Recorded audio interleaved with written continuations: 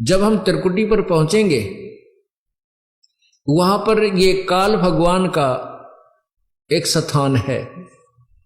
वहां पर एक धर्मराय नाम से बैठा है जो इसका लेखाकार है, काल का अकाउंटेंट है।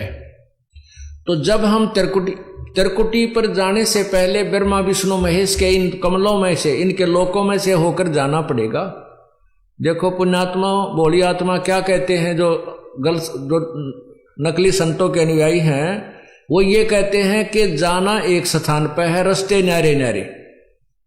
ये भी उनकी थोड़ी गलत है। रास्ता भी एक है और जाना भी एक स्थान पर है। जैसे हमने ये जीव इस शरीर के अंदर है, इस शरीर के अंदर जो जीव है इसको इन कमलों के अंदर से होकर जाना, गुजर कर जाना पड़ेगा और कोई तरीका नहीं है, कोई रास्ता ही नहीं है। और ये सबका एक है, ना हिंदू में भिन्न है, ना मुसलमान में भिन्न है, ना सिख में भिन्न, ना ईसाई में भिन्न, ना बहन में भिन्न, ना भाई में भिन्न। तो हमने इन कमलों के अंदर से गुजरकर जाना है और त्रिकुटी पर पहुंचना है। तो इन कमलों के अंदर से हम जाएंगे तो इनका नो ड्यू सर्टिफिकेट हम लेते हुए जाएंगे तो हम त्रिकुटी पहुंच जाएंगे। त्रिकुटी पर जाकर के फिर कौन मिलेगा आपको? ये दास मिलेगा, परमात्मा मिलेगा इस दास के रूप में, आपके गुरु के रूप में। और वहां फिर आपका हिसाब कराएगा इस काल से। नहीं वो डंडी मार जाएगा, वहां पर डंडी मतलब हेरा फेरी नहीं करेगा। वहां क्या लालच लोभ दिखाए जाएंगे?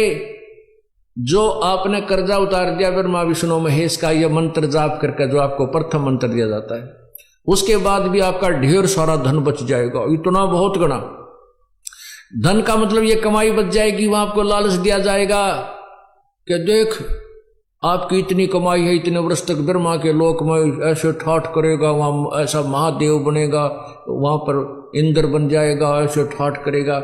ये फिर वो दूसरा मंत्र आपका है विष्णु जी का जो हम देते हैं, उसके कहते हैं इस मंत्र की इतनी कमाई तेरी और बच रही है, इस विष्णु के लोक में तू ऐसे ठाठ करेगा, वहां बड़ा स्वर्ग बना हुआ है। फिर शिव जी का मंत्र है, दुर्गा का भी मंत्र है, यानी इतनी कमाई आपकी बनी बच रही होगी। और वहां पर फिर आपको ट्रेलर दिखाए जाएंगे, जैसे ग्राहक होते हैं ना फंसाने के लिए नारे नारे अपने दिखाते हैं वो बिजनेसमैन दुकानदार, तो वो ट्रेलर दिखाए जाते हैं। देख उस लोक में कैसे नाच गाने हो रहे हैं, ऐसे ऐसे तेरा जो ऐसा रेस्ट हाउस है, ऐसा कमरा मिलेगा तुझे, वहां पर इतने डांस होंगे, ऐसे होंगे, ये ठाठ हो। तो ये मन तो वहां भी साथ ही होगा, मन तो वही है। तो वहां ये मन फिर आपके साथ आड़ कर जाएगा, न सोचेगा थोड़े दिन घूमे वहां फिर चल पड़ा, जब यह कमाई है मेरी से इसने खा पी लो इतने, या वो आगे चलने वाली रखी है जाती वह खर्च हो को नहीं। तो ये भी डंडी मारेगा अपने साथ में, आपके साथ। अगर परमात्मा यानी गुरुदेव रूप में प्रभु नहीं होंगे तो वहां भी आपके साथ गड़बड़ हो जाएगी।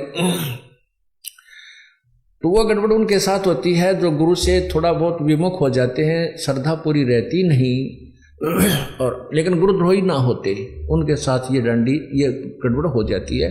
फिर उनको दूसरे लोकों में भेज देते हैं, जैसे विष्णु के लोक में चला गया, उसकी कमाई इतने वह शेष बचेगी, वहां ठाठ करेगा, जब खत्म हो जाएगी वहां से उसकी मृत्यु हो जाएगी। फिर ब्रह्मा लोक में जाएगा, फिर विष्णु के लोक में, फिर गणेश जी के लोक में।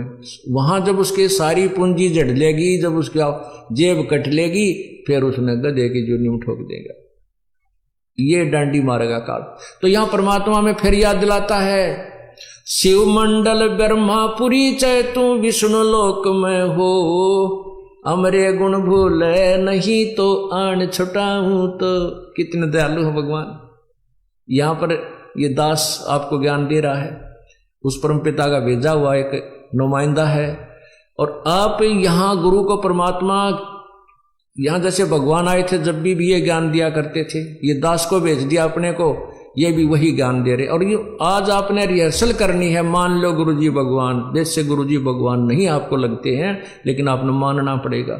जैसे गणित के सवाल को हल करने के लिए मानना पड़ता है, मान लो मूलधन 100 रुपये, वो 100 रुपये मूलधन मानने बिना वो वास्तविक मूलधन प्राप्त नहीं हो सकता। तो गुरुदेव को आपको भगवान स्वरूप मान करके उसके अनुसार उसके साथ अपनी क्रिया करते हुए तो भगवान मानना होता है।